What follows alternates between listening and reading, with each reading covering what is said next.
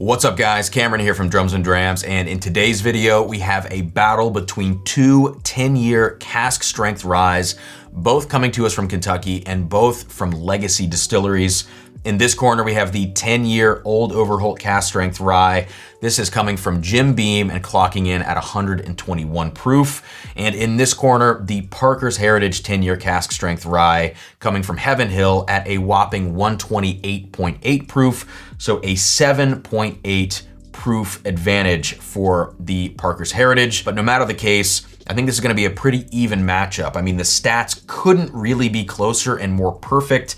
They were released basically around the same time. And so I think it's really interesting that the market is getting two of these 10-year cask strength Kentucky ryes to kind of choose between, one of which is a little less limited and definitely cheaper, around $100 if you find it, at the price that it should be. Whereas the Parker's Heritage is of course one of those unobtainium type bottles. I believe this is around $160 to $180 if you find it for a reasonable price. Otherwise it's $350 to $450 on secondary. So we have less rare, very rare, but all of the other stats are pretty darn even. So I'm excited for this comparison. Let me know in the comments if you've tried either of these and what you think. Hit that like button. If you enjoyed the video, subscribe to the channel. And now we're gonna get into this side-by-side 10-year cask strength rye battle. We're gonna start with the Overholt because it is a little bit of a lower proof. It's a great bottle, I'll tell you that already. I can't put this thing down, but I recently got this sample of the Parker's Heritage Rye, and now we have to do this taste off, and maybe it's gonna ruin the Old Overholt for me. I have no idea. Here we go, on the nose. Let's see what we get. All right, so I love the nose on this Old Overholt. I'm gonna say this first, that yes, it's a little bit of a hot nose. Some whiskeys I can get over it for. Some whiskeys, I really take them to town over the fact that it's too hot, it's closing off the flavors. In this case, we're dealing with a high proof rye whiskey, which is going to naturally be spicier. I'm expecting a little more kick from the nose, and I'm okay with it. All right, so I just wanna start off by saying that. Once you get below that initial ethanol kick, this is a beautiful, very nutty, but also very baking spice forward and extremely concentrated rye whiskey. I don't know the mash bill on the Old Overholt. Some people have said it's a 95.5. I don't know if I could possibly believe that, just because of how sweet and how kind of bourbon-like this is on the nose.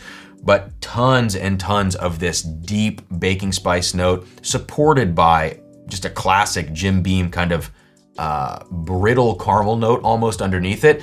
And where it really shines is just the concentration of flavor. Yeah, it's not a particularly fruity whiskey by any means. Because it is a rye, you would expect, yes, lots of spice. There is cinnamon, there is baking spice, all those great things. And you do sometimes find citrus notes in rye whiskeys. And in this case, I do find a pretty strong orange note specifically going on with the Old Overholt. Beyond that, I would say it's not particularly fruity. It's otherwise very classic, caramel driven, baking spice down the middle. And I guess if I smelled this blind, I don't even know that I would recognize it as a rye whiskey. Yeah, I can't say that I would even know that this is a rye whiskey because there's no herbal notes. There's nothing like particularly green about it.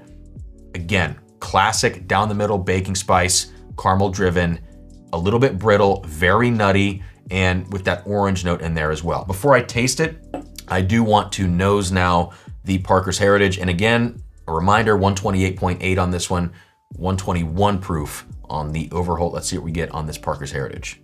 Similar in a lot of ways. I would never know that the Parker's Heritage is 7.8 proof points higher. I would have no idea on the nose here. In fact, it might even smell a little under the proof of the Overholt because the Overholt does kick kind of hard. As I mentioned, it has that ethanol punch up front. So there is a definite through thread, a similarity between these two. Even though they're from two different distilleries, they have some similarities.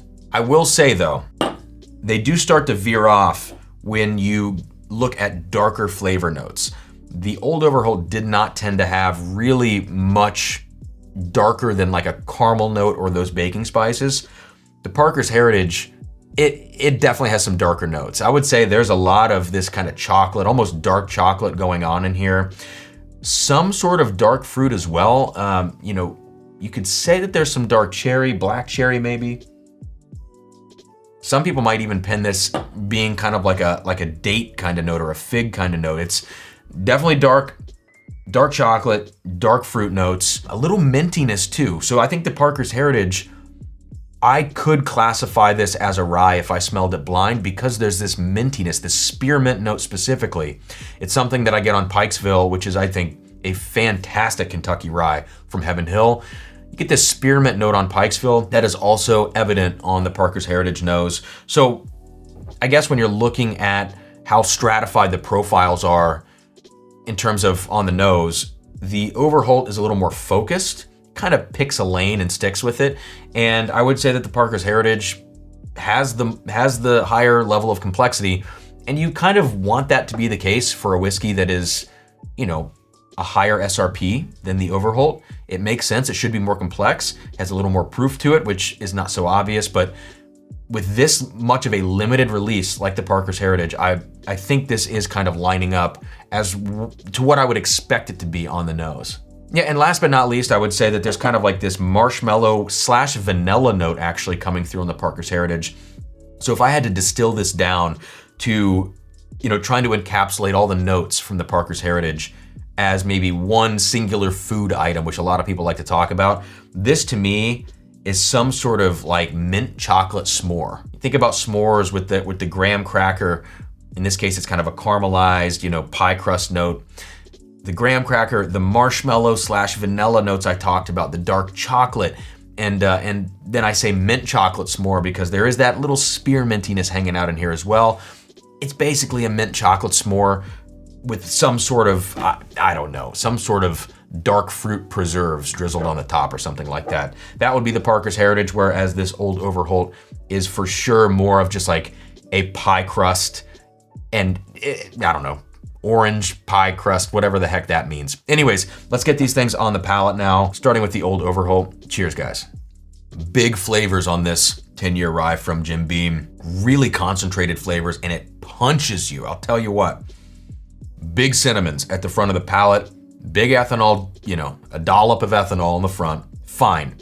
As it rolls back, it really fills itself out with those caramel notes and just super flavorful spices. This is not a whiskey where it's spice for spice's sake.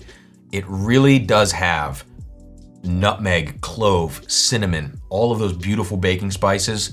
It has all of those in an aromatic and flavorful way, which is why I think I like it so much. Often you find those notes in whiskeys as either afterthoughts or as things that are so forward, so intense that you don't totally capture the flavor and the aromatics of those spices. That's where this thing shines for me. Yes, it's a little one-dimensional. I don't care. It's a great dimension. It's a great place to live in. Overholt 10-year, highly, highly recommend at that $100 price point. And I mean, heck, given the market today, I would probably pay $120, $130 for one of these bottles if you see it. I mean, it really is some special stuff. Let's do one more sip before we go to the Parker's Heritage. Yeah, more of the same. Very, very good. You could convince me that there's a teeny little fruit note in there, either some sort of peach, maybe some sort of kind of lighter cherry note. Those don't sound so similar, but you could convince me of either one of those. But we're gonna move now to the Parker's Heritage. We're gonna get this thing on the palate. Let me nose it very quickly again, and then I'll take a sip here. Cheers, guys. Definitely a higher proof on that one. The nose did not tell that story, but the palate certainly does. One strange thing about this, before we kind of dig deeper into the notes, is that I'm actually picking up on a distinct corn note in the whiskey. 10 years old, you don't expect to kind of get this almost raw corn note in here. And it's not presenting itself in a way that makes me think young whiskey or think not good. But it does make me kind of scratch my head to find such a distinct corn note in a rye whiskey. I know it's a barely legal rye, but there's still, you know, quite a bit of rye in there. And I don't pick this note up on other 10-year Heaven Hill bourbons, which would have a lot more corn. So it's interesting that that note is kind of manifesting in here so prevalently. Anyways, back to this, one more sip. The Parker's Heritage is the more complex whiskey. That should be the case, and it is the case. I think a lot of people will really, really like this rye whiskey. The additional note that I'm getting right now in the finish is this espresso slash smoky note. There's actually like a smokiness on this Parker's Heritage, which makes me immediately think of some sort of like heavily charred barrel. I know they did put out an 8-year heavy char rye. I'm not sure what the char levels on the barrels were for this release, but yeah, there's a distinct smoke note hanging out on the finish. Smoke slash coffee, very nice. I mean, this whiskey covers everything from that kind of top note of spearmint all the way down to smoke espresso dark chocolate, and it really fills out everything in between. So the fact that this is able to accomplish such complexity, but also balance within that complexity, I think is very impressive. And I like this rye. I think it's fantastic.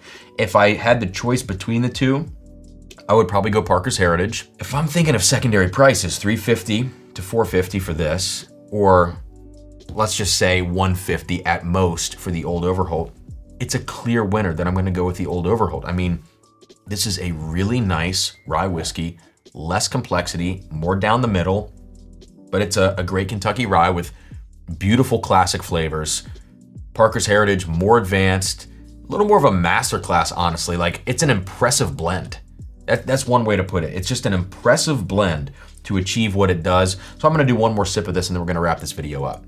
Great stuff from the Parker's Heritage. Kudos to both distilleries for putting these things out. To have 10-year age statements on ryes at cask strength, the Overholt especially being something that is not gonna be unobtainium. It's going to be somewhat findable on shelves. This is awesome. And it's so good to see age statements returning, high quality whiskey being released. We had a few weird years there. And now I think, you know, these distilleries have kind of figured out what they're able to put out with these age statements, the fact that people want cask strength whiskey, et cetera, et cetera. I couldn't be more excited. And the fact that these are both rye whiskeys is also pretty freaking cool, because both of them are going to appeal not just to rye drinkers, but easily appeal to bourbon drinkers and beyond. So check these whiskeys out, guys. If you haven't already, pick one up, pick both up. Let me know what you think. If you've tried one or both of them, drop a comment below, hit that like button, subscribe if you enjoyed this video. And I'll see you guys next time here on Drums and Drams. Thank you, Toshibake, YouTube user Toshibake. I forgot to mention his name. He sent this sample of this Parker's Heritage rye. Appreciate it, man. I love the chance to try these Parker's Heritage releases, which is not something I get to do very often. Cheers, and I'll see you guys next time here on Drums and Drams.